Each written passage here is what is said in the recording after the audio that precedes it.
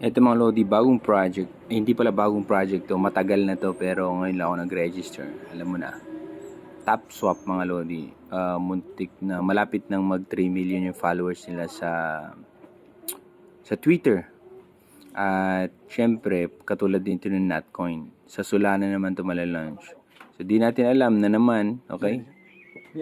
Kung magkano ang price nito. Pero syempre, habang free pa yung mga token, habang free pa yung mga coins o yung points na binibigay, ma-convert ito sa top token, then gawin mo na. Kasi mangyari naman to sa Natcoin, okay? Na maraming hindi nag-top, yan ang nangyayari. Nagsisi din sila, okay? So ayan, top lang. Same lang din sa Natcoin, gawin yung mga task na binibigay nila. Ang followers nito magti 3 million. Syempre malaki na din 'yan, okay? Na kung saan pwedeng magdala kung ano yung price ng top in the future. So ayan, ganyan lang. Kita nyo, top.